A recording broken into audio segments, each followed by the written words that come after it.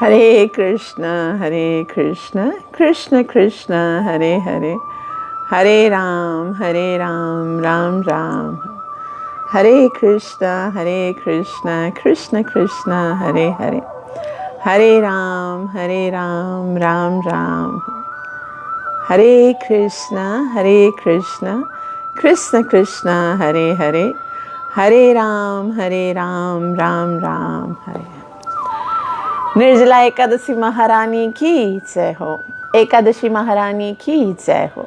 नित्य लीला प्रवेश में चरणारविंद भक्ति वेदांत स्वामी श्री प्रभुपाद की जय हो। आज बहुत ही सुंदर टॉपिक है एकादशी की महिमा और निर्जला एकादशी।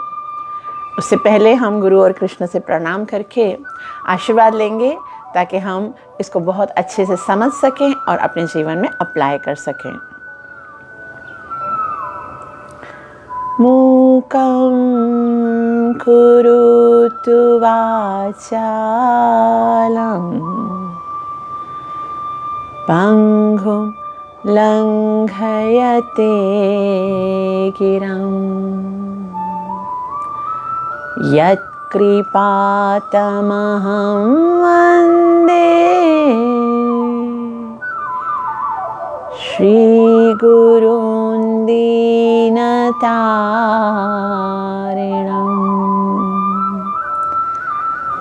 परमानन्दमाधवं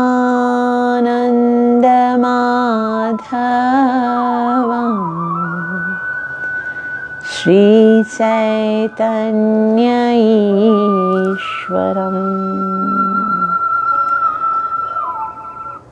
नारायणं नमस्कृत्य नरं चैव नरोत्तमं दैवीं सरस्वतीं व्यासं ततो जयमुदीरये।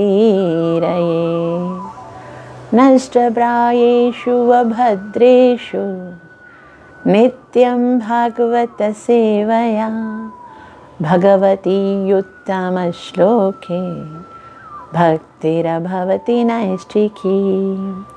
पंचतत्त्वात्मकं कृष्णं भक्तरूपस्वरूपकं भक्तावतारभक्ताख्यं नमामि भक्तशक्तिकं।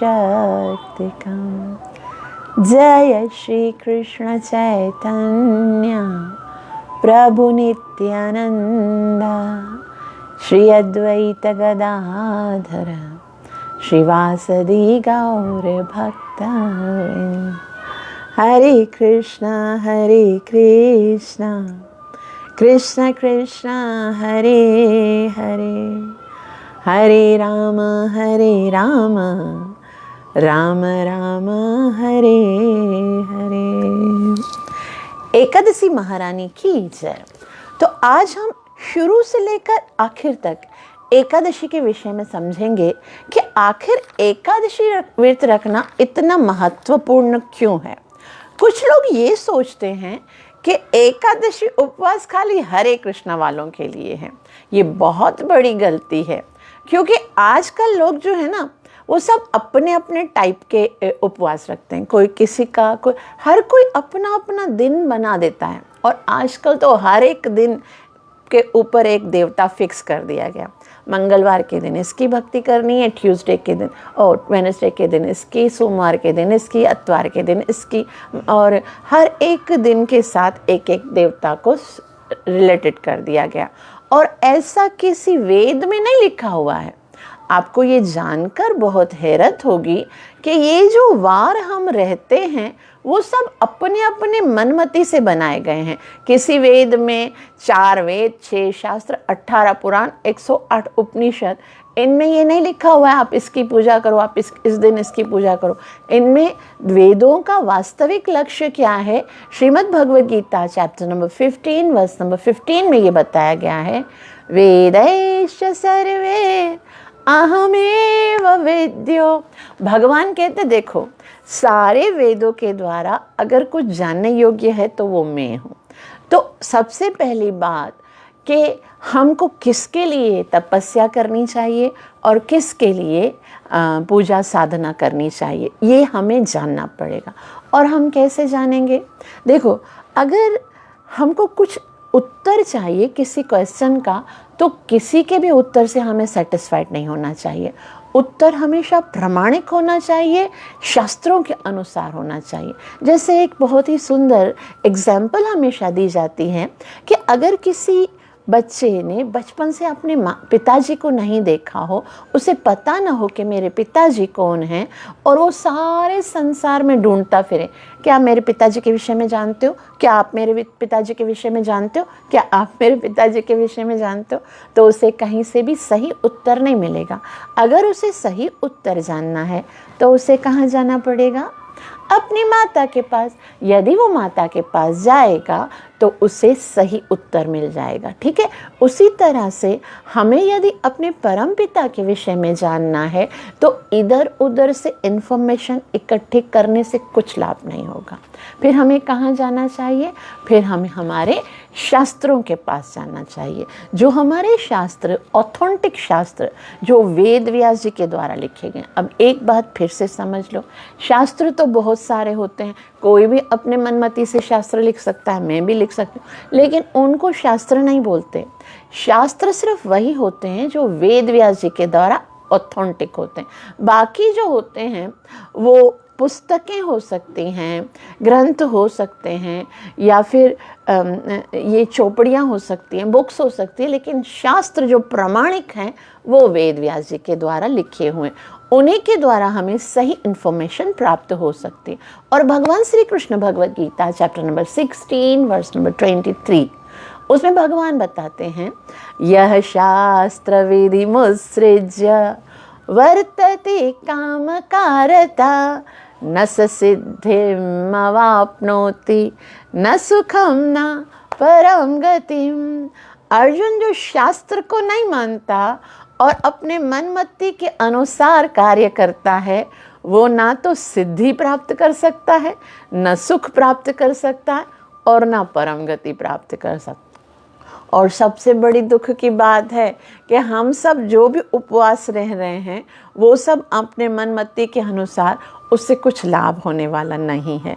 और भगवान श्री कृष्ण एक भगवत गीता के अंदर सुख समृद्धि प्राप्त करने का एक बहुत ही सुंदर उपाय बताते हैं, एक फॉर्मूला बताते हैं शांति का। भगवान कहते हैं, Shrimad Bhagavad Gita chapter number 5 verse number 29, भगवान कहते हैं कि भोक्तारं यज्ञ तपसां सर्वलोक महेश्वरं सुहृदं सर्वभूतानां ज्ञात्वा मां शान्तिमृच्छति। कि भोक्तारं यज्ञ तपसां, जो यज्ञ और तपस्याओं का भोक्ता मुझे जानता है, जो मुझे मानता है, और सुहृदम सर्वभूतानाम, और जानता है कि मैं सबका सुहृद हूँ, वही ज्ञात्वा माम शांति मृच्छति, उसे ही आनंद प्राप्त हो सकता है। तो अब यहाँ तक ये बात समझ में आ गई कि हमको शास्त्रों के अनुसार ये जानना है कि हम कौन सी ऐसी तपस्या करें जिससे हम भगवान श्री कृष्ण को प्रसन्न कर सकें, उसी से हमें शांति मिलेगी, उसी से हमें सुख मिलेगा। तो ऐसा सारे शास्त्रों का एक मत है कि भगवान श्री कृष्ण जिस तपस्या से सबसे अधिक प्रसन्न होते हैं वो है एकादशी का उपवास। एकादशी उपवास को माधव तिथि भी कहा जाता है।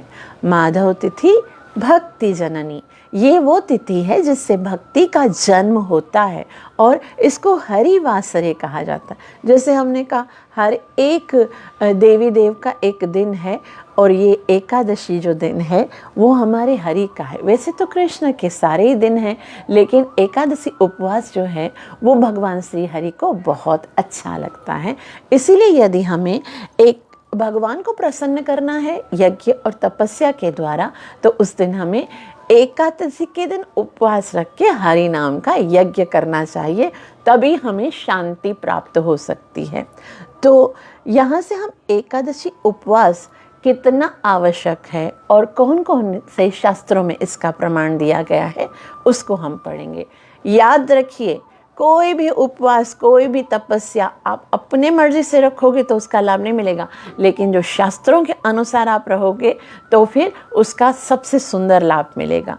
तो हम सारे शास्त्रों में एकादशी कितना महत्वपूर्ण है हम सबका करने के लिए, उसको पढ़ने का प्रयास करेंगे। क्योंकि बहुत सारे लोग ऐसे सोचते हैं, हम पर ये आरोप लगाया जाता है ये हरे कृष्ण वालों का उपवास है। ये हरे कृष्ण वालों का नहीं, ये संपूर्ण मानव जाति का उपवास है। और वो कहाँ से प्रमाण लेंगे हम? सबसे पहले पुराणों का प्रमाण लेते हैं। ठीक है, पुराण में कौन सा? मत्स्य पुराण।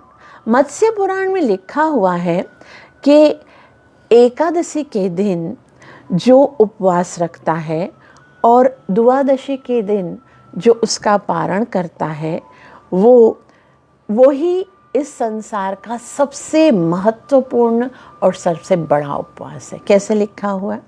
एकादश्याम निराहारो यो भुंक्ते द्वादशी दिने। एकादश्याम निराहारो, एकादशी के दिन निराहार मतलब कुछ नहीं खाता। द्वादशी दिने भुंक्ते द्वादशी दिने, जो द्वादशी के दिन खाता है और एकादशी के दिन बिल्कुल निराहार रहता है। शुक्ले व यदि वा कृष्ण। अभी कुछ लोगों का ये ना कॉन्सेप्ट है कि शुक्ल पक्ष की एकादशी रखनी चाहिए, कृष्ण पक्ष की एकादशी नहीं रखना। मैं प्रमाण इसलिए दे रही हूँ कि बाद में मुझे मत बोलना कि ये प्रियवल्लभा माता जी ने बोला था। ये किसने बोला है? मत्स्य पुराण ने। अगर मत्स्य पुराण में वेद व्यास जी ने बोला, आपको कोई ऑब्जेक्शन है, उनको जाके बोलिएगा। मैं तो बस खाली प्रमाण पढ़ के सुना रही हूँ। तो शुक्ले वा यदि वा कृष्ण, चाहे शुक्ल पक्ष हो या कृष्ण पक्ष हो, तो वो तद व्रतम वैष्णवम महत्, तो वो जो व्रत है वो सबसे महान है। कौन सा? एकादशी के दिन उपवास निराहार और द्वादशी के दिन प्राण। वो वैष्णवों के लिए सबसे सुंदर और सबसे महान उपवास है। ठीक है, अब दूसरा प्रमाण लेते हैं अग्नि पुराण से।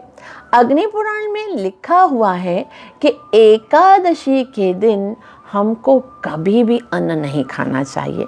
एकादश्याम न भुंजीत व्रतम एतद् विवैष्णव, कि किसी भी वैष्णव को एकादशी के दिन कभी भी अन्न नहीं खाना चाहिए। साफ साफ बताए, एकादश्याम न भुंजीत, कभी नहीं अन्न खाना चाहिए। और उसके बाद विष्णु स्मृति में, जैसे हमारे पास 4 वेद, 6 शास्त्र, 18 पुराण, 108 उपनिषद और उसके बाद स्मृतियाँ हैं। जैसे जो बड़े बड़े ऋषि गण हैं, उन्होंने शास्त्रों को पढ़ के जो स्मरण किया है, उसमें विष्णु स्मृति जो है उसमें उदाहरण दिया गया है, प्रमाण दिया गया है। एकादशी न भुंजीत, यानी एकादशी के दिन अन्न नहीं खाना चाहिए। किसको? कदाचित अपि मानवा, कि जो अपने आप को मनुष्य समझता है उसको एकादशी के दिन कभी भी अन्न नहीं खाना चाहिए। यहाँ पर तो रिस्ट्रिक्शंस दी गई हैं कि एकादशी के दिन अनाज नहीं खाना चाहिए, एकादशी के दिन उपवास रखना सबसे महान है। अब मैं आपको कुछ ऐसे प्रमाण बताती हूँ कि जिसमें ये बताया गया है कि जो एकादशी के दिन अन्न खाता है वो कितना बड़ा अपराध करता है। देखो, फिर बता रही हूँ, मैं अपनी मति से नहीं, प्रमाण शास्त्र का देकर उसके बाद बताऊंगी। ठीक है, अब सबसे पहले मैं आपको बताती हूँ सिकंद पुराण। आपको पता है सिकंद पुराण जो है वो सबसे बड़ा पुराण है। अच्छा, जो 18 पुराण हैं उसमें से, जैसे भागवतम है उसमें 18,000 श्लोक हैं, सिकंद पुराण में पता है कितने श्लोक हैं? उसमें 80,000 श्लोक हैं, बहुत बड़ा है। और इसमें बहुत ही कठोर शब्दों में ये बताया गया है कि जो एकादशी के दिन उपवास नहीं रखते बल्कि अनाज खाते हैं वो क्या कर रहे हैं। मैं शब्दों को दोहराई हूँ, आप खुद ही बताना कि क्या कह रहे हैं। उसमें लिखा हुआ है मातृहा पितृहा चैव भातृहा गुरुहा। मातृहा मतलब माँ का वध करने से जो अपराध लगता है। पितृहा यानी अपने पिता का वध करने से जो अपराध लगता है, चैव भ्रातृहा जो अपने भाई का वध करने से अपराध लगता है, और गुरुहा जो गुरु का वध करने से जो अपराध लगता है। फिर मैं बता रही हूँ, सिकंद पुराण में लिखा हुआ है, जिसको खोजना है किताब में खोजिए, जिसको बोलना है उसको वेद व्यास जी को बोलिए, मुझे नहीं बोलना। उसमें क्या लिखा है, एकादश्याम तो वो भूंगते, जो एकादशी के दिन अन्न खाते हैं वो उनको इतना पाप लगता है जितना माँ की हत्या करने से, पिता की हत्या करने से, भाई की हत्या करने से या अपने गुरु की हत्या करने से पाप लगता है। अब सोच लीजिए, जो एकादशी के दिन उपवास नहीं रखते हैं उनको कितना अपराध लगता है। और अगर ऐसा लिखा हुआ है शास्त्रों में, भगवान ने भी बताया है कि जो मेरे धाम में आ जाता है वापस नहीं आता, यद गत्वा न निवर्तन्ते तद धाम परमम मम। अगर उसने सारे पुण्य किए हैं और भगवत धाम जाने के लिए वो योग्य है, लेकिन फिर भी अगर उसने एकादशी के दिन अन्न खाया है तो लिखा है विष्णु लोके चितो भवेत्, विष्णु लोक जाने से वो अच्युत हो जाएगा, विष्णु लोक नहीं जा सकेगा अगर वो एकादशी का उपवास नहीं रखता है, एकादशी के दिन अन्न खाता है, तो फिर उसको कभी भी भगवत धाम प्राप्त नहीं होगा। तो एकादशी के दिन अनाज कभी भी नहीं खाना चाहिए। और ब्रह्म वैवर्त पुराण, ये बहुत ही फेमस पुराण है ना, उसी में एकादशी की सारी कथाएं भी हैं। तो ब्रह्म वैवर्त पुराण में लिखा हुआ है, ध्यान से सुनिएगा, कि जो एकादशी के दिन अन्न खाता है ना, वो अन्न नहीं खाता, फिर क्या खाता है, लिखा हुआ है ब्रह्म वैवर्त पुराण में। प्रमाण लीजिए और जो कहना है उस किताब को या वेद व्यास जी को कहिए। क्या लिखा हुआ है, स केवल अगम भुंगते यो भुंगते हरिवासरे।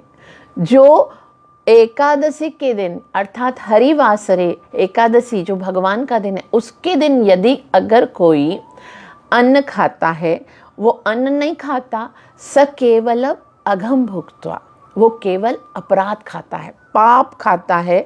और सारे क्यों पाप खाता है, अन्न खाना तो कोई अपराध नहीं है, फिर उसे क्यों इतना पाप लगता है। तो कहते हैं सो दिनेति सर्व पापानि भवन्ति अन्न स्थानी च।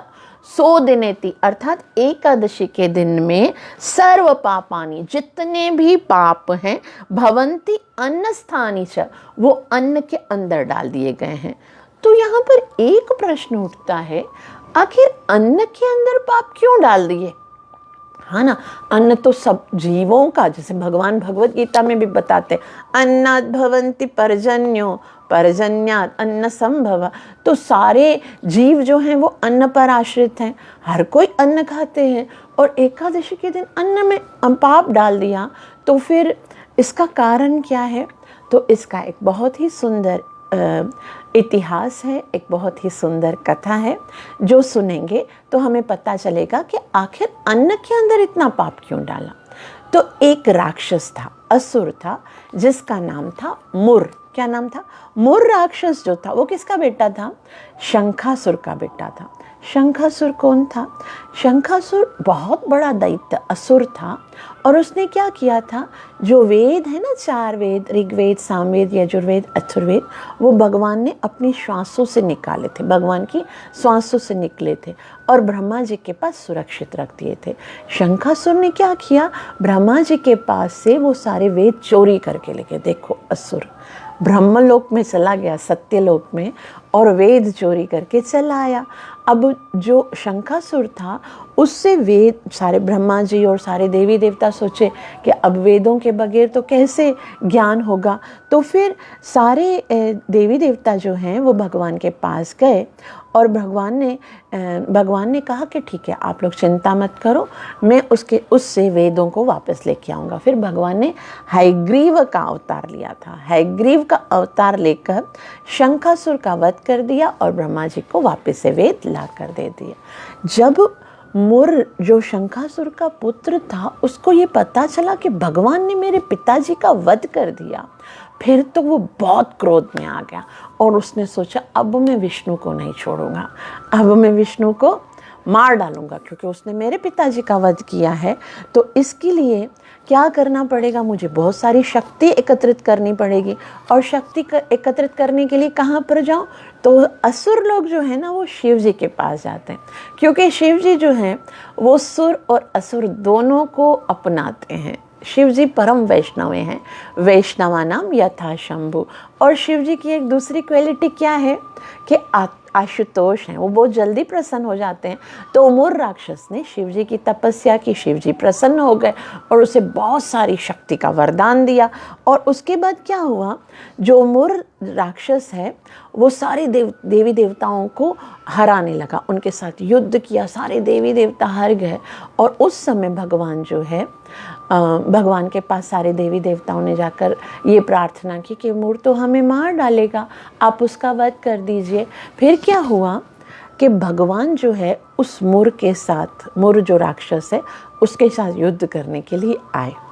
और भगवान के साथ उसका युद्ध हो रहा था, लेकिन भगवान ने सोचा ऐसे ही खामखा में इसको मार डालूं, इससे बेटर क्या है कि मैं कुछ अलग करूं। अब भगवान हैं वो हमेशा कुछ अलग ही करते हैं। और क्या करते हैं जानते हो, भगवान को बस एक ही काम करना आता है, जीवों का कल्याण करना। तो भगवान ने सोचा कि अब तो कलयुग आने वाला है, कलयुग में तो सारे लोग जो हैं वो वेदों का अध्ययन नहीं करेंगे, तपस्या करने की प्रवृत्ति नहीं होगी, और ध्यान तपस्या ये सब युग भी बीत गए। तो लोगों के लिए कुछ सरल विधि भगवत प्राप्ति की बनाता हूँ। तो भगवान ये सोचकर क्या किए, युद्ध करते करते भागने लगे। ये भगवान भी है ना, अर्जुन को बोलते अर्जुन युद्ध छोड़ के भाग जाओगे तो लोग तुम्हारी निंदा करेंगे, बोलेंगे कायर भाग गया। और खुद तो हमेशा भाग जाते। लड़ाई कर रहे थे जरासंध से, वहाँ से भाग गए और नाम क्या हुआ, रणछोड़ राय, है ना। और यहाँ पर मोर के साथ भी लड़ाई। लेकिन भगवान पूर्ण है, वो चाहे कुछ भी कर लें तो भी उनकी पूजा ही होती है। देखो अभी रणछोड़ राय कहकर उनकी पूजा होती है। और मोर के साथ युद्ध करते हुए भगवान भाग गए। भागते भागते भागते भगवान एक गुफा में जाकर सो गए। और जैसे ही उस गुफा में सोए तो फिर अपने ऊपर पीताम्बर ओढ़ लिया, और वहाँ पर मोर जो है वो भागता भागता भागता वहाँ पर आया। देखा ये सो रहा है, मैं इतनी देर से इसके पीछा कर रहा हूँ इसका, और ये सो रहा है। उसको इतना क्रोध आया, वो भगवान के ऊपर बस प्रहार करने ही वाला था कि भगवान के ही शरीर से एक शक्ति उत्पन्न हुई जिसने स्त्री का रूप धारण किया। और वो जो है जितने भी मोर असुर के जितने भी दूसरे वो थे ना सहायक थे, उन सबको मार डाला। अब वो मोर को मारने ही वाली थी कि अचानक से वो त्राहिमाम करते भगवान के चरणों में गिर गया। और भगवान को प्रणाम करके वो भगवान को उठा के कहने लगा, मुझे क्षमा कर दो, मुझसे गलती हो गई, अब मैं आपके पास क्षमा की याचना लेकर आया। ये भगवान के अंदर सबसे बड़ा गुण है कि आप चाहे कैसे भी हो, चाहे कितने भी बड़े अपराधी हो, यदि भगवान की शरण में आ तो शरणागत वत्सल है वो। भगवान की शरण में चाहे कोई बड़े से बड़ा पापी भी आ जाए ना, भगवान उसे क्षमा कर देते हैं। चाहे वो कितना ही बड़ा, भगवान स्वयं ये अनाउंस करते। Shrimad Bhagavad Gita chapter number 9 verse number 30 भगवान कहते हैं, अपि चेत सुदुराचारो भजते माम अनन्य भाग साधुरेव समन्तव्य सम्यक व्यवसितो ही स। अगर तुम अपराधियों में सबसे बड़े अपराधी हो तो भी यदि मेरी शरण में आते हो तो फिर मेरा भजन करते हो तो तुम साधु कहलाने के योग्य हो। तो उसने कहा मोर को, भगवान ने कहा कि तुमको मैं क्षमा करता हूँ, ठीक है तुम मेरी शरण में आए हो, मैं तुम्हें क्षमा कर देता हूँ, लेकिन मेरे राज्य को छोड़ के चले जाओ, इस ब्रह्मांड को छोड़ के चले जाओ। तभी उसने कहा आपके राज्य को छोड़ के कहाँ चला जाऊँ, कोई ऐसी जगह है जहाँ पर आपका राज्य न हो। बेशक मैं पाप पुरुष हूँ, मैं अपराध से भरा हुआ हूँ, मैं साक्षात अपराध हूँ, लेकिन आपके राज्य को छोड़कर मैं कहाँ जा सकता हूँ। आप मुझे कोई जगह तो रहने दो। आपने मुझे शरणागत, यदि आपने मुझे माना है, आप शरणागत वत्सल हो, मुझे कोई जगह तो रहने दो, मैं कहाँ रहूँगा। तभी भगवान ने उस समय कहा, ठीक है मैं तुमको एक दिन, वैसे तो तुम भटकते रहना, कहीं पर तुम्हें स्थान नहीं मिलेगा, लेकिन एक दिन तुमको रहने के लिए जगह मिलेगी, सुकून से रहना। कहाँ पर रहूं? एकादशी जो तिथि आएगी, उस एकादशी के तिथि के दिन तुम अन्न के अंदर वास कर सकते हो। तो अन्न के अंदर ये साक्षात मुर नाम का राक्षस, जिसको जो भगवान का शरणागत है, भगवान तो संपूर्ण जीवों को आश्रय प्रदान करने वाले हैं, इसलिए भगवान ने उस राक्षस को अन्न के अंदर रहने की परमिशन दे दी। तो इसीलिए बताया गया है, सो दिनेति सर्व पापानि भवन्ति अन्न स्थानी च। जितने भी पाप हैं वो उस दिन अन्न के अंदर रह रहे हैं। ये भगवान ने उनको रहने के लिए जगह दी है। और उसके बाद वो तो खुश हो गया कि चलो ठीक है, एक दिन सुकून से रहूँगा। तो फिर जैसे ही भगवान की नज़र उस स्त्री पर पड़ी जिसने वो सारी जितनी सेना थी उनको मार डाला था, तो उस स्त्री से भगवान ने पूछा कि देवी आप कौन हैं? तो उस देवी ने हाथ जोड़ के भगवान से कहा कि मैं एक दासी हूँ। और आचार्यगण ने ऐसे बताया है कि उसने जब अपना परिचय ऐसे दिया एक दासी, तो इसलिए उसका नाम पड़ गया एकादशी। लेकिन वास्तव में ऐसा बताया जाता है कि एकादशी तिथि जो तिथि होती है, यानी चंद्रमा जब कृष्ण पक्ष में 11वीं तिथि होती है और जब शुक्ल पक्ष में 11वीं तिथि होती है, उसको एकादशी पे कहते हैं। जैसे सप्तमी, अष्टमी, नवमी, दशमी और एकादशी ऐसे होता है ना। एकादशी तिथि जो है उसके दिन अन्न के अंदर पाप का वास होता है, इसलिए अगर हम खाते हैं तो हमें सारे पाप लगते हैं, बहुत सारे पाप अभी हमने गिनाए और भी मैं आपको एग्जाम्पल दूंगी।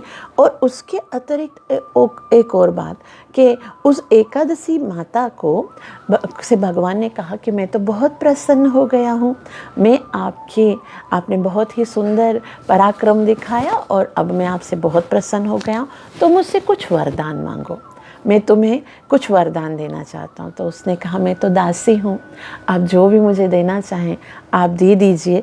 तो भगवान ने कहा देवी तुमने बहुत अच्छा कार्य किया है, मैं तुमको एक ऐसा वरदान दूंगा जो आज तक मैंने किसी को ना दिया है और ना ही भविष्य में दूंगा। तो क्या वरदान देंगे प्रभु आप? तो कहा कि आप एकादशी के दिन उत्पन्न हुई हो और मुर राक्षस को मैंने एकादशी के दिन अन्न में रहने का परमिशन दिया है। मतलब दो चीज़ें एक साथ, एक तो आपका जन्म एकादशी के दिन हुआ है और वो राक्षस को एकादशी के दिन मैंने अन्न में रहने की आज्ञा दी है। तो आज के दिन जो एकादशी का उपवास रखेगा, जो एकादशी का पालन करेगा, उसे शुद्ध भक्ति प्राप्त होगी और वो मेरे धाम में आएगा। भौतिक जगत के सारे जितने भी भौतिक वस्तुएं हैं उसको भी प्राप्त करेगा, और यदि वो भक्ति प्राप्त करना चाहेगा वो भक्ति भी प्राप्त करेगा और मेरे धाम को प्राप्त करेगा। तो भगवान ने बहुत ही सुंदर एक हमारे लिए एक दिन डिसाइड किया। ये भगवान की अनुकंपा है कि भगवान जो हैं वो ये न कि न प्रकार हम जैसे पतित जीव जो बहुत बहुत तपस्या नहीं कर सकते, जो बहुत बहुत साधना नहीं कर सकते, उनके लिए भगवान कोई ना कोई योजना बनाते हैं कि हम सरलता से भगवत धाम जा सकें। तो इस तरह से एकादशी का उपवास प्रारंभ हुआ और आगे विष्णु धर्मोत्तर पुराण में बताया गया है। अभी प्रमाण तो हजारों हैं। विष्णु धर्मोत्तर पुराण में बताया गया है कि एकादशी का पालन हर एक जीव को करना चाहिए। कोई बोलते हैं एकादशी ब्राह्मणों को ही करनी चाहिए, कोई बोलते हैं ब्रह्मचारियों को करनी चाहिए, कोई गृहस्थ को करनी चाहिए। लेकिन विष्णु धर्मोत्तर पुराण में लिखा हुआ है ब्रह्मचारी गृहस्थो वा वानप्रस्थो यथायति। चाहे वो ब्रह्मचारी हो यानी 25 साल तक का जो ब्रह्मचारी है, 25 से 50 तक गृहस्थो वा और 50 से 75 वानप्रस्थ हो यथायति, या फिर 75 से ऊपर का सन्यासी ही क्यों न हो। एकादश्यम ही भुंजानो भुंगते गो मास एव ही। अगर वो एकादशी के दिन अन्न खाता है, देखो मैं फिर बता रही हूँ, मैं नहीं बोल रही हूँ, अगर कुछ बात करनी है ना तो वेद व्यासी से करना, मैं खाली पढ़ के बता रही हूँ।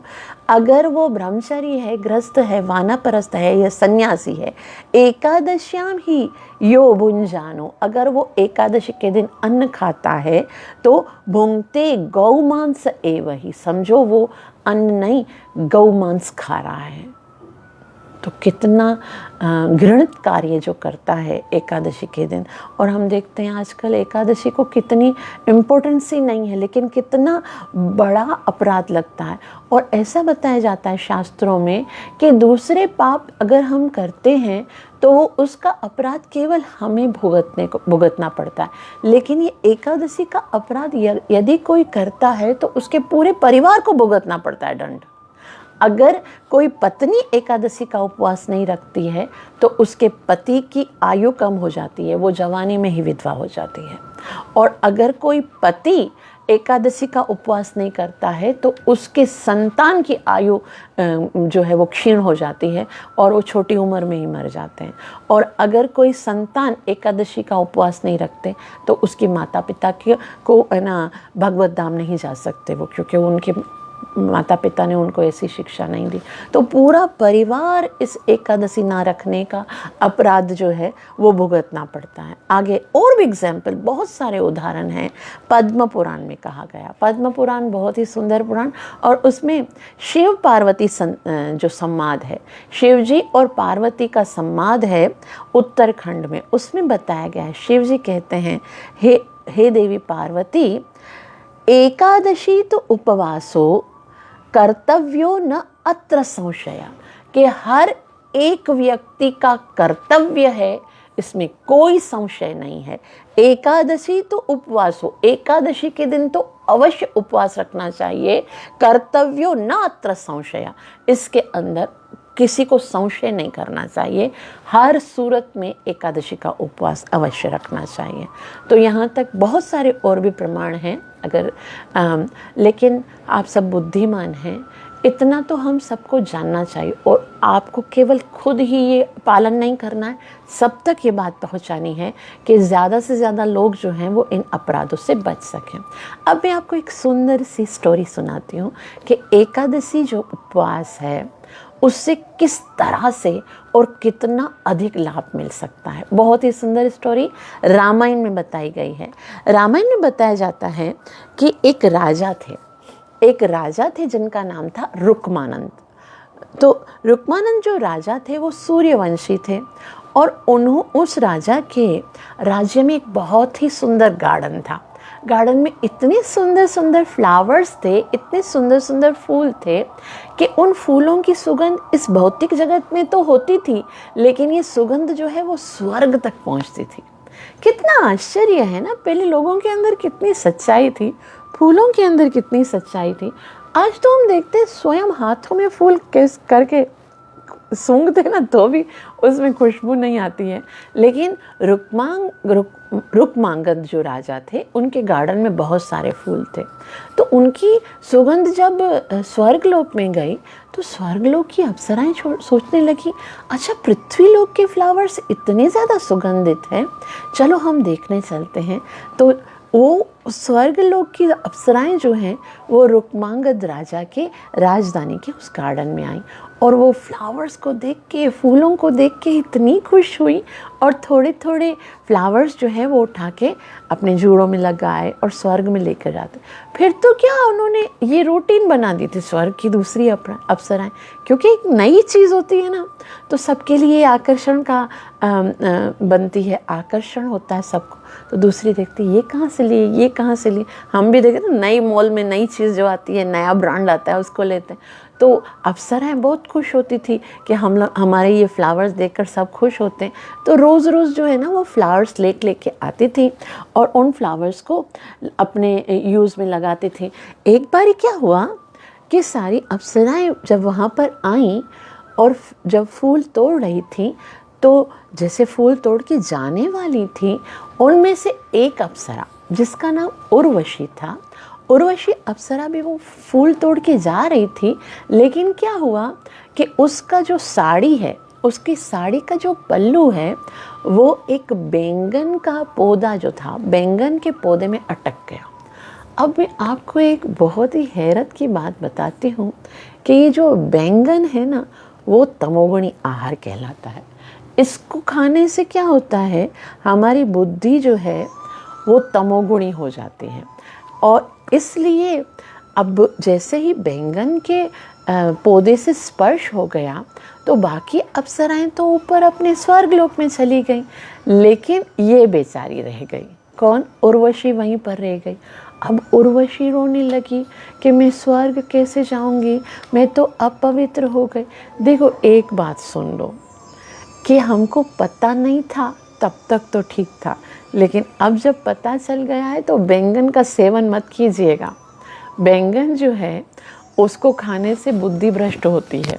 तो इसलिए अब क्या हुआ, उर्वशी रोने लगी कि अब मैं क्या करूं, मैं कैसे जाऊंगी, मैं कैसे जाऊंगी, ये मनुष्य लोग पता नहीं मेरे साथ क्या व्यवहार करेंगे। तो ऐसे रात गुजरी, सुबह हुई। तो सुबह राजा जो है वो अपने गार्डन में वॉक करने के लिए आता था। जैसे ही वो आया उसने देखा सामने अप्सरा। अब आप खुद सोचिए, अप्सरा को देखकर तो वो सोच रही थी, वो रो रही थी कि भाई वो पता नहीं मनुष्य मेरे साथ क्या व्यवहार करेंगे। और अप्सरा तो कितनी सुंदर होती है, कितना सुंदर शरीर होता है उसका। लेकिन रुक्मांगद राजा, वो सूर्यवंशी राजा थे, वो तो बेचारी डर रही थी। और सूर्यवंशी राजा जब वहाँ से आए और उस अप्सरा को देखा तो पहला शब्द पता है क्या बोला? बोला, माता जी आप यहाँ पर क्यों आए हो और क्यों रो रहे हो? क्योंकि वो रो रही थी और पहला शब्द बोला माँ, माता जी। ये है हमारा इतिहास। ये हमारे इतिहास के जो राजा थे उनके अंदर कितना संयम था कि वो एक अप्सरा को भी माता कहकर पुकारे। और यहाँ पर देखो कैसा कैसा अपराध होता है संसार में कि अपने माता की आयु के व्यक्तियों के साथ भी हम अपराध करने का यहाँ पर लोग सोचते हैं। लेकिन वो रुक्मांगद राजा जो है उनको माता कहकर जब पुकारा तो उर्वशी का सारा भय समाप्त हो गया। और इसीलिए श्रील प्रभुपाद जी ने ये अपनी संस्था इस्कॉन में ये नियम बनाया है कि फीमेल चाहे बिल्कुल छोटी सी भी हो, एक छोटी सी बच्ची से लेकर 80 साल 90 साल या 100 साल की जो बूढ़ी होगी सबको माता जी कहेंगे। छोटी सी बच्ची को भी माता जी कहते हैं। इससे क्या होता है, हमारी जो चेतना है ना वो प्योर होती है। अपनी भार्या, अपनी पत्नी के अतिरिक्त सब में माता की बुद्धि होनी चाहिए, है ना। माता के जैसा सम्मान होना चाहिए। तो इस तरह से उसको जब माता जी बोला तो बोला क्या कारण है, आप क्यों रो रहे हो? तो बोला मेरे साथ ये अपराध हो गया कि मैं बैंगन के पौधे से स्पर्श हो गई, अब मेरे पुण्य नाश हो गए हैं, अब मैं स्वर्ग कैसे जाऊँ? मैं स्वर्ग जाना चाहती हूँ लेकिन कैसे जाऊँ? तो राजा ने कहा मैं आपकी क्या सहायता कर सकता हूँ?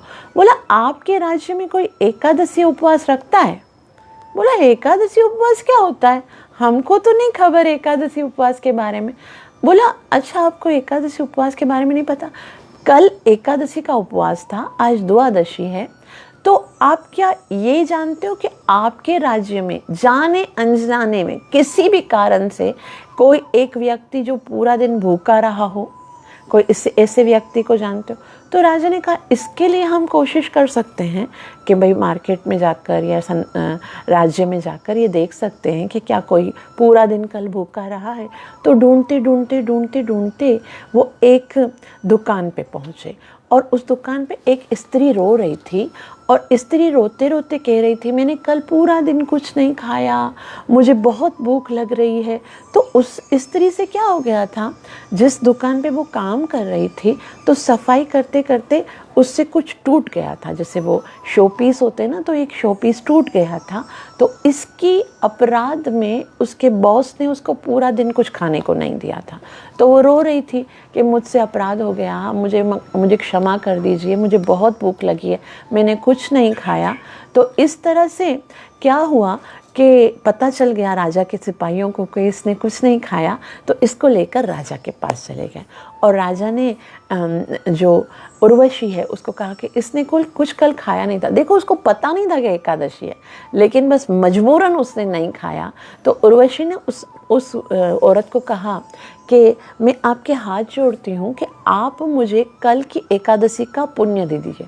तो बोला मैंने तो कोई एकादशी का उपवास रखा नहीं। बोला बस आप ये पानी लीजिए, संकल्प कीजिए कि कल जो मैं कल निराहार रही हूँ, मैंने भोजन नहीं खाया, उसका जो भी पुण्य होता है मैं उर्वशी अप्सरा को देती हूँ। तो उसने ऐसे संकल्प किया। ये कथा रामायण में आती है और उसमें साफ साफ बताया है कि उस औरत ने जैसे ही वो पुण्य कि मैं कल जो मैंने निराहार किया है, भोजन नहीं किया, उसका पुण्य मैं इस उर्वशी को देती हूँ, उसी समय उसका जो तेज था, जो उसका पुण्य नाश हो गया था, पुनः तेज आ गया और फिर स्वर्ग लोक से विमान आ गया उसको लेने के लिए। बोल एकादशी महारानी की जय। तो मुझे आपसे ये कहना है कि एक व्यक्ति जिसको पता भी नहीं था कि एकादशी है और उसने अपना पुण्य जब भी किसी व्यक्ति को दिया और उसके पुण्य से भी यदि वो स्वर्ग जा सकते हैं, तो यदि हम जानबूझ के भगवान की प्रसन्नता के लिए एकादशी रखेंगे तो हम भगवत धाम क्यों नहीं जा सकेंगे। और दूसरा ये कि अगर कोई और एकादशी रख रहा है, उसका पुण्य यदि हमें मिल रहा है, उसके बावजूद भी कोई स्वर्ग जा सकता है, तो स्वयं यदि कोई एकादशी रखता है तो फिर भला उसको कितना लाभ मिल सकता है। कोई अनजाने में एकादशी रखा है, उसका इतना फल है, तो जानबूझ के यदि हम एकादशी रखेंगे तो इसका कितना लाभ मिलेगा, हम सोच सकते हैं। उस दिन जब सारा जो राज्य है, राजा रुक्मांगद का जो राज्य है, वो सब देख रहे थे उर्वशी आकाश में जा रही है, एक ऐसे उपवास का फल जो पता ही नहीं था किसी को। उसी दिन राजा ने ये अनाउंसमेंट कर दी कि आज के बाद मेरे राज्य में कोई भी व्यक्ति एकादशी के दिन अनाज नहीं खाएगा। अनाउंसमेंट हो गया, ऐलान हो गया और हर एक व्यक्ति के ऊपर जो है एकादशी का उपवास जो है वो ज़रूरी हो गया। तो यहाँ से एकादशी उपवास जो है वो इतना महत्वपूर्ण है, वह हमने अलग अलग शास्त्रों में पढ़ा। तो मुझे आशा है कि आप सबको इसके विषय में बहुत बहुत अधिक जानकारी हो गई होगी। एक और बात जो हमें समझनी है कि एकादशी केवल जो है वो आध्यात्मिक ही नहीं, हमें भौतिक तरह से भी लाभ लेती है, क्योंकि हमारा जो ये शरीर है वो एक मशीन की तरह है। अब मशीन जो है उसको, जो भी मशीन होती है उसको हमें थोड़ा रेस्ट देना होता है कुछ समय के लिए। कुछ जब चलता है बहुत देर, तो थोड़ी देर उसको रेस्ट देना होता है, कंटिन्यूस चलाना नहीं होता है, उसको रिलैक्स चाहिए होता है ना। उसी तरह से हमारा शरीर जो है वो जो पाचन क्रिया है, हम रोज़ खाते हैं, साल के 365 दिन जो है वो हम कुछ ना कुछ खाते रहते हैं और हमारी मशीन को, हमारी जो अंदर की जो डाइजेशन सिस्टम है उसको कोई रेस्ट नहीं मिलता। इसके कारण बहुत सारे रोग हो जाते हैं शरीर में। लेकिन साल में एक दिन निराहार रहने से वो जो हमारा जो ये शरीर रूपी मशीन है उसको एक दिन रिलैक्स मिल जाता है। इसके कारण जो है वो बहुत ही स्वस्थ रहता है शरीर। इसीलिए बहुत सारे साइंटिफिक रीज़न भी हैं जिसके कारण हमको एकादशी का उपवास अवश्य करना चाहिए। तो आप सबका बहुत बहुत आभार जो इतना प्रेम से श्रवण किया। कृपया मुझे आशीर्वाद दीजिए कि मैं स्वयं भी एकादशी का अच्छे से पालन कर सकूं। अब कुछ प्रश्न होंगे आप लोगों के कि एकादशी के विषय में जिसको जो कुछ पूछना है वो पूछ सकते हैं। एक प्रश्न मैंने देखा था, आया था, क्या गर्भवती स्त्रियों को एकादशी का उपवास रखना चाहिए? बिल्कुल रखना चाहिए। एकादशी का उपवास हर किसी को रखना चाहिए। लेकिन अगर डॉक्टर जो है उनको कोई वीकनेस है, अगर वो बिल्कुल निराहार या निर्जल नहीं रख सकती हैं, तो भी फल खाकर और अपने जो मेडिसिन्स वगैरह हैं वो खाकर एकादशी रख सकते हैं। Any other question? किसी का कोई दूसरा क्वेश्चन है तो वो पूछ सकते हैं, जल्दी जल्दी पूछिए ताकि जिनके दूसरों के भी अगर कोई क्वेश्चंस हैं तो वो क्लियर होते जाएं। हरे कृष्णा। एक क्वेश्चन आया है कि अगर हम सारी एकादशी उपवास रखते हैं तो भी क्या हमें निर्जल एकादशी का उपवास रखना चाहिए? तो देखिए, ये निर्जला एकादशी जो कल है, कल निर्जला एकादशी है, उस वैसे तो सारी एकादशियों में शास्त्रों में ये बताया गया है कि जितनी भी एकादशियां हैं, साल की 24 एकादशियों में हमको निराहार रहना चाहिए। क्या करना चाहिए? जो दशमी है एकादशी के एक दिन पहले, उसमें फलाहार कर सकते हैं और एकादशी के दिन निराहार रहना चाहिए। लेकिन हम नहीं कर सकते। अगर कोई ऐसे बताएगा ना कि आपको सारे एकादशियों में निराहार रहना है, तो नहीं कर सकेंगे। फिर बोलते हैं ठीक है, अगर निराहार नहीं रह सकते तो जल पी लीजिए। जल पीकर भी ना संतुष्टि नहीं है तो फिर क्या कीजिए? तो फिर आप कुछ भोजन ले लीजिए, जैसे फ्रूट्स, अन्न नहीं, फल फ्रूट्स ले सकते हैं, जूस ले सकते हैं, मिल्क शेक ले सकते हैं।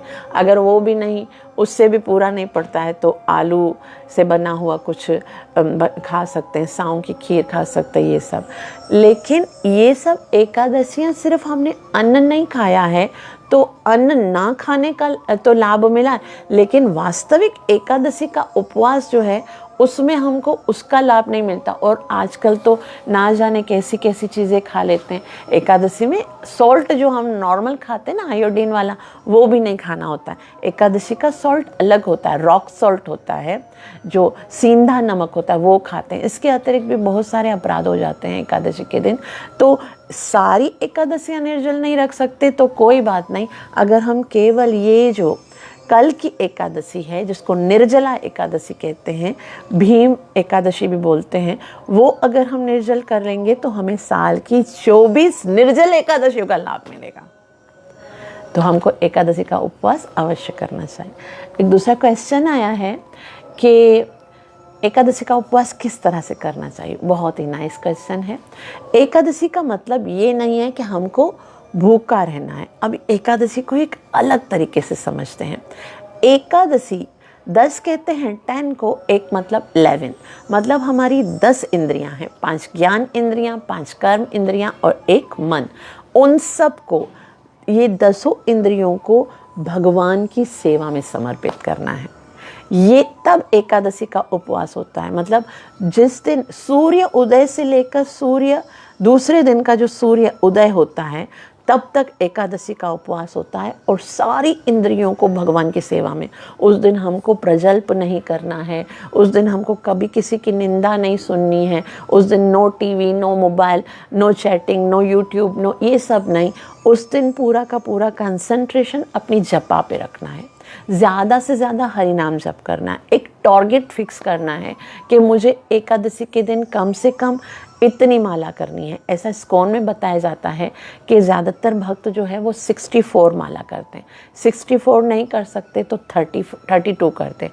अगर 32 भी नहीं कर सकते, कम से कम 25 माला करते हैं, कम से कम 25। और ज़्यादा से ज़्यादा तो 3 लाख बार नाम जप करते हैं, या फिर उससे कोई 2 लाख बार नाम जप करते हैं। तो ज़्यादा से ज़्यादा फोकस जो है वो नाम जप पे होना चाहिए। स्टार्ट कैसे होगा ये उपवास? तो जो हम जैसे आज का दिन है ना, दशमी का दिन, तो दशमी के दिन दोपहर को ही हमको इतना हेवी भोजन नहीं खाना चाहिए कि कल जो है वो हम एकादशी का पालन नहीं कर सके। दोपहर को सही से प्रसाद खाना चाहिए और शाम को संध्या के फ़ौरन बाद प्रसाद ले लेना चाहिए। और कोशिश करनी चाहिए ज़्यादा से ज़्यादा फ्रूट्स, जूस, लिक्विड लें। ज़्यादा अन्न, तेज़, तीखा, बिरयानी, मसालेदार ये नहीं लेना चाहिए, वरना दूसरे दिन बहुत मुश्किल हो जाएगा उपवास रखना, बहुत ही प्यास लगेगी। तो अब क्या करना, आप लोगों को जो खा लिया, अब ज़्यादा से ज़्यादा कोशिश कीजिए वाटरमेलन, पपीता या मिल्क शेक या मैंगो शेक, ये सब शेक्स वगैरह पीकर आप आराम से, जितने बजे आप सोते हो, 11 बजे, 11:30, 12 बजे तक आप ये जो है फ्रूट्स वगैरह खाकर आप रिलैक्स हो सकते हो। फिर आपको 3:30 बजे उठना है, अलार्म रखना है 3:30 बजे का। 3:30 बजे उठेंगे। फिर आपको अगर पानी पीना है, पानी जितना भी आप पी सकते हो, खा नहीं सकते कुछ भी, पानी आप 1 गिलास 2 गिलास पीकर 4 बजे आप स्नान करोगे। 4 बजे स्नान करके 4:30 बजे मंगल आरती। मंगला आरती अवश्य करनी चाहिए। एकादशी के दिन वैसे भी मंगल आरती मिस नहीं करनी चाहिए, लेकिन एकादशी के दिन तो मंगल आरती कभी भी मिस नहीं करनी चाहिए। और मंगल आरती करने के बाद तुलसी पूजा करनी चाहिए, तुलसी महारानी की आरती करनी चाहिए, भगवान के सुंदर सुंदर श्रृंगार करने चाहिए। उसके बाद श्रृंगार आरती, गुरु पूजा अवश्य करनी चाहिए। गुरु पूजा करने से हमें बहुत शक्ति प्राप्त होती है, गुरु महाराज हमें बहुत ही शक्ति प्रदान करते हैं। उसके बाद पूरा दिन जो है भागवत कथा, भगवत गीता और ज़्यादा से ज़्यादा नाम जप करना चाहिए। संध्या के समय संध्या वंदन करना चाहिए और सब भक्त जो लोग हैं उनको मिलके कीर्तन करना चाहिए। कलयुग का हरिनाम संकीर्तन ही सबसे बड़ा यज्ञ है, तो कीर्तन करना चाहिए। और उसके उपरांत जो है जितना संभव हो सके, जितनी भी सेवा है, साधना है, वो करनी चाहिए। और उसके बाद रात को नहीं सोना चाहिए।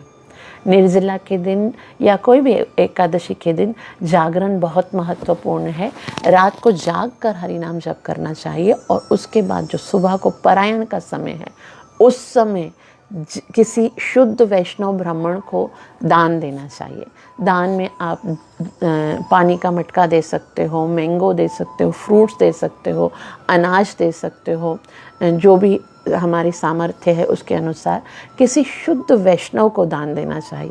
पहले हम पानी का मटका दान देते थे, अभी क्योंकि मटका जो है वो इतना ट्रेन नहीं है, तो हम कोई अच्छी सी वाटर बोतल लेकर दे सकते हैं, ताकि वो ब्राह्मण कहीं जाए तो अपने साथ वो वाटर बोतल लेके जा सकता है। तो पानी का दान करना चाहिए। और या फिर कोई भी ज़रूरतमंद हैं उनको आप कपड़े, अन्न, ये सब दान कर सकते हो। इस तरह से हमें एकादशी का उपवास रखना चाहिए। कोई और क्वेश्चन है किसी का? हरे कृष्णा।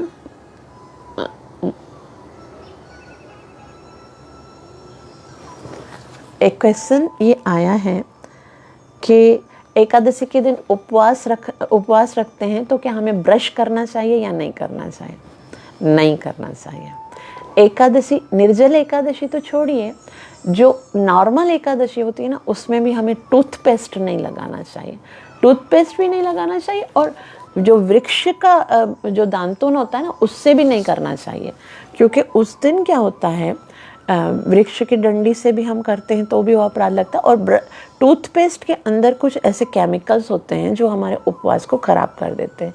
और स्पेशली कुछ टूथपेस्ट में नमक होता है या, तो क्या करना चाहिए उस दिन एकादशी के रात को जब हम सोते हैं, जैसे जो दशमी होती है, उस समय ब्रश कर लेना चाहिए अच्छे से।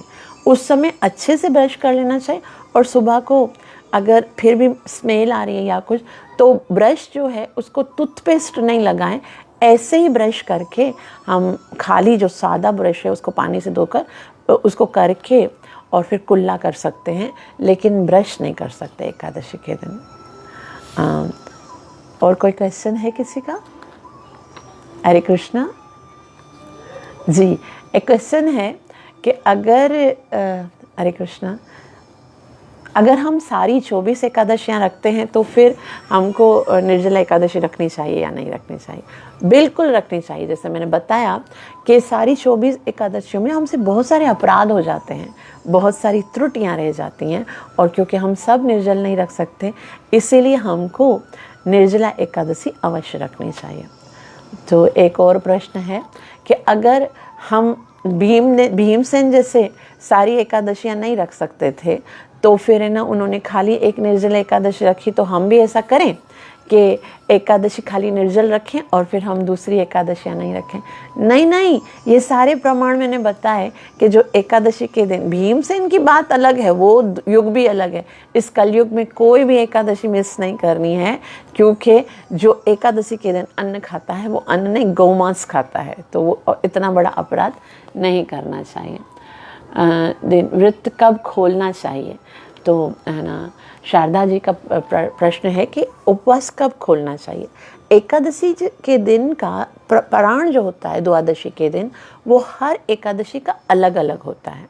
हर एकादशी का एक समय होता है जिसमें हमें पारायण करना होता है। तो हम अभी आपको वो समय तो हाँ गया है, उस समय पर एकादशी का उपवास खोलना होता है। सुबह कितने बजे से लेकर कितने बजे तक, हर एकादशी का एक डिसाइडेड टाइम पीरियड होता है तो विनोद प्रभु आप ना यहाँ पर लिख लीजिए कि क्या समय है कल एकादशी खोलने का, ठीक है।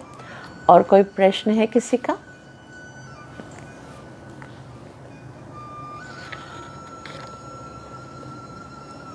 हरे कृष्णा कृष्ण कृष्ण हरे हरे, हरे राम राम राम हरे हरे।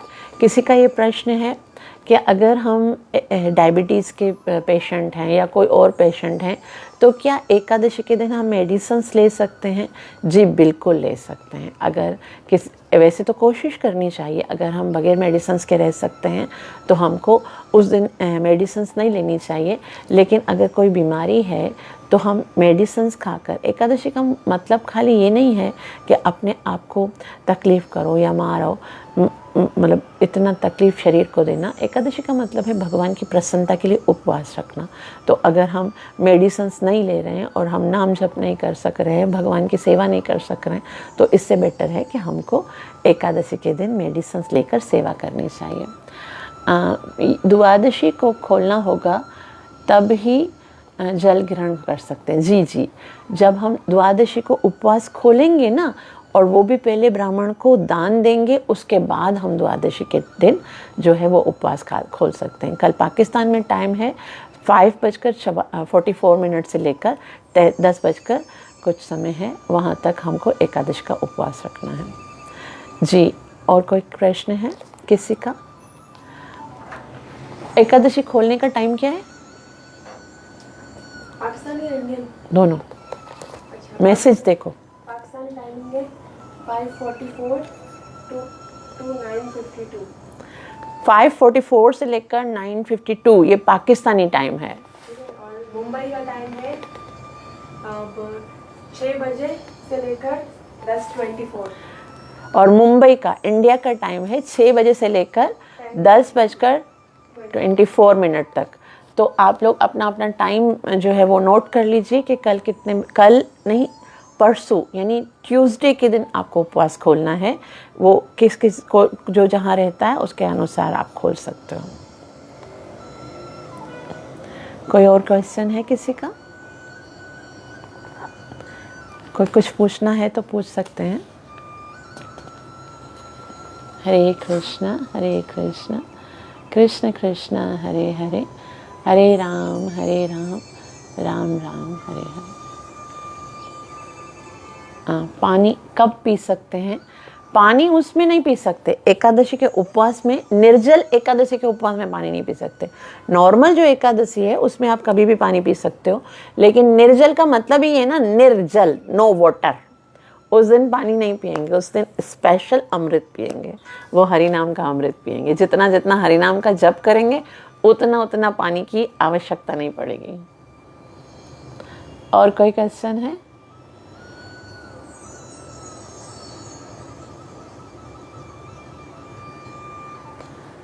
हरे कृष्णा कोई क्वेश्चन नहीं है किसी का? एकादशी जो है वो हर एक व्यक्ति को ज़रूर करनी चाहिए। और एक दूसरी बात मुझे बतानी है, जो बहुत फ्रूट्स भी नहीं खा सकते हैं, मतलब अन्न जल ग्रहण नहीं कर सकते। कल निर्जल एकादशी में कुछ भी नहीं खा सकते, ना फ्रूट्स, ना ही अन्न, ना ही जल, ना ही कुछ और। लेकिन जो दूसरे एकादशी के उपवास होते हैं, जो नॉर्मल अगर आप रखते हो, वैसे तो हर एकादशी निर्जल रख सकते हैं, लेकिन दूसरे एकादशियों में जितनी तपस्या आप कर सकते हो, यानी अगर आप निर्जल नहीं रख सकते हो तो सजल रख सकते हो, जल पीकर रख सकते हो। अगर जल पीकर भी नहीं तो फिर फ्रूट्स खाकर रख सकते हो। फ्रूट्स खाकर नहीं तो कुछ आलू का ना वो बना के, प्रसाद बना के खा सकते हो, जो अन्न नहीं हो ऐसा कर सकते हो। लेकिन कल की एकादशी जो निर्जल एकादशी है उसमें कुछ भी नहीं, ग्रेन तो वैसे ही नहीं, नो फ्रूट्स नो वाटर, ठीक है, नो दूध नो दही, कोई ऑल्टरनेट भी नहीं, कुछ भी नहीं खाना, निराहार रहना है। हाँ, तो निर्जला एकादशी के दिन कुछ लोगों का ये गलती होती है। वो क्या करते हैं, बार बार कुल्ली करके आ जाते हैं, है ना। ये बहुत बड़ा गलती है। और इस निर्जला एकादशी में ये बताया गया है कि 6 माशा का मतलब होता है 1 ग्राम, जैसे सोने का एक कतरा होता है ना, 1 ग्राम पानी से ज़्यादा अगर मुख में चला गया तो वो पानी नहीं, शराब कहलाता है। इसलिए पानी से दूर रहना है, मुख में पानी नहीं डालना है।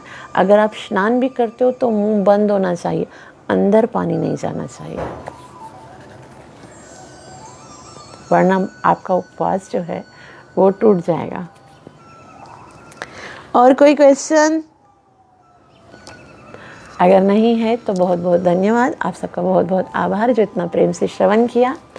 और मैं आप सबके लिए प्रार्थना करूंगी कि आप ये एकादशी का उपवास कर सको, और आप मेरे लिए प्रार्थना करना कि मैं अपना टारगेट जब कंप्लीट कर सकूं और अच्छे से एकादशी का उपवास कर सकूं।